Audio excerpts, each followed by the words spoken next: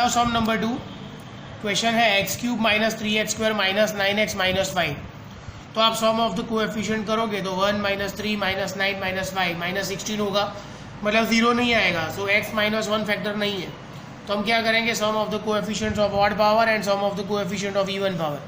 तो odd power में क्या आएगा 1 माइनस 9 माइनस 8 और इवन पावर में क्या आएगा minus 3 and minus 5। Constant term को हम हमेशा किस में लेंगे, कांस्टेंट टर्म को हम लेंगे हमेशा इवन पावर में। तो माइनस 3 एंड माइनस 5 क्या होगा माइनस 8। तो ये दोनों सेम है, अगर ये दोनों सेम आएंगे तो कौन सा फैक्टर होगा x प्लस 1 इज फैक्टर। अगर x प्लस 1 फैक्टर है तो we will take x plus 1 is equal to 0, तो x की वैल्यू क्या होगी माइनस 1। फिर ये ड्रॉ करो, यहाँ पे माइनस 1 लिखो, यहाँ पे हम क्या लिखेंगे कोएफिशिएंट। कौन से कोएफिशिएंट है 1 minus 3 minus 9 minus 5, 1 minus 3 minus 9 minus 5।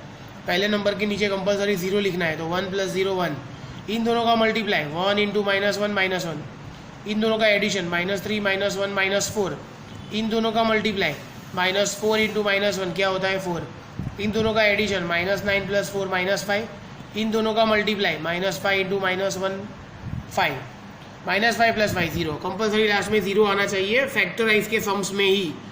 ऐसा ज़रूरी नहीं है कि लास्ट में 0 ही आए, लेकिन फैक्टराइज करते हो तो 0 ही आना चाहिए।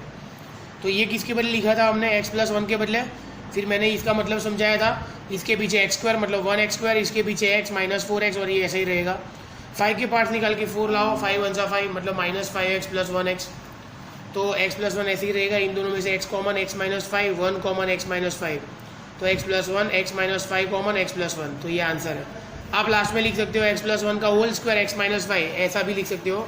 You can do this sum by long division method, हमने बहुत बार किया है इसलिए मैंने इसमें नहीं किया। आपको करना है लॉन्ग डिवीजन मेथड। कैसे करोगे, ये लिखो और डिवाइडेड बाय x प्लस 1, तो आंसर आ जाएगा। नाउ क्वेश्चन नंबर 3, क्वेश्चन 5 का 3, x cube plus 13x² plus 32x plus 20। तो सम ऑफ द कोएफिशिएंट 0 नहीं आएगा। ऑड पावर इवन पावर करो, ये दोनों आएंगे ऑड पावर में, 1 प्लस 32 इज 33 और ये 13 प्लस 20 इज 33, दोनों सेम, मतलब x plus 1 is a factor. तो x plus 1 is equal to 0, तो x is equal to minus 1। यहाँ पे माइनस 1 लिखो, ये साइन करो, यहाँ पे क्या लिखेंगे 1 13 32 और 20। पहले नंबर के नीचे कंपलसरी 0 लिखना है, 1 plus 0 is 1, 1 into minus 1 minus 1, 13 minus 1 12, 12 multiply by minus 1 minus 12, इन दोनों का एडिशन होगा, यहाँ पे मल्टीप्लाई होगा 12 इंटू माइनस 1 माइनस 12, 32 में से 12 जाएगा तो 20, 20 into minus 1 minus 20, 20 minus 20 is 0।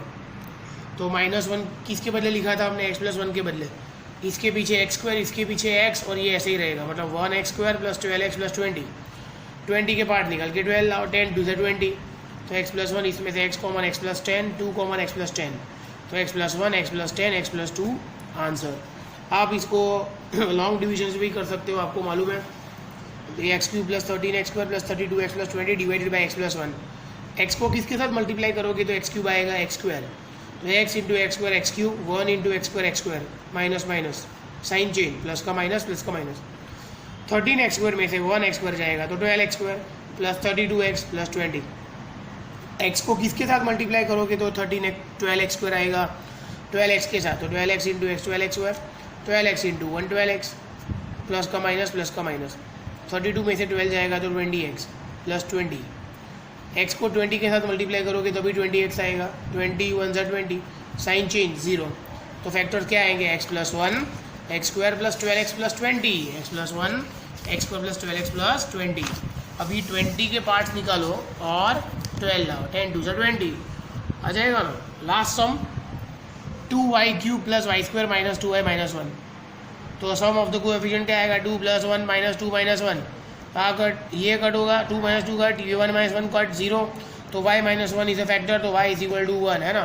ये ड्रॉ करो, y के बदले 1 लिखो, यहाँ पे कोएफिशिएंट 2 1 माइनस 2 माइनस 1, पहले नंबर के नीचे 0, तो 2 इसका एडिशन 2 प्लस 0 2, इन दोनों का मल्टीप्लाई 2 1 ज़ा 2, इन दोनों का एडिशन 1 प्लस 2 3, इनका मल्टीप्लाई 3 1 ज़ा 3, माइनस 2 प्लस 3 इज 1, 1 1 ज़ा 1, माइनस 1 प्लस 1 0।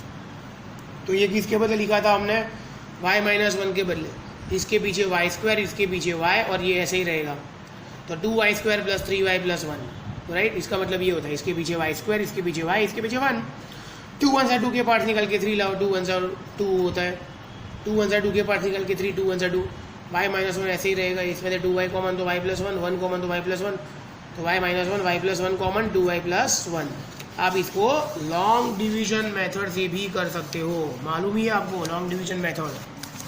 तो 2y cube plus y square minus 2y minus 1 divided by y minus 1, y को 2y स्क्वायर के साथ मल्टीप्लाई करो, 2y क्यूब आएगा minus 1 into 2y square minus 2y square, sign change, plus का minus minus का plus, 2y square plus y square क्या होता है 3y स्क्वायर, इसको नीचे उतारो, y को 3y से मल्टीप्लाई करोगे 3y स्क्वायर आएगा, 3y into minus 1 minus 3y, sign change, plus का माइनस माइनस का plus, 3y minus 2y, y होता है माइनस 1, y को 1 के साथ मल्टीप्लाई करो, y into 1y minus 1 into 1 minus 1 sign 0, तो ये आएगा y माइनस 1 और ये आएगा 2y square plus 3y plus 1, 2 one सा 2 के पार्ट निकल के 3 लाओ, 2 वन सा 2 जैसे करते थे। तो आपको अगर फैक्टराइज में क्यूबिक वाला सम आए तो आप लॉन्ग डिवीजन मेथड से भी कर सकते हो या फिर फैक्टर थियरम से भी कर सकते हो।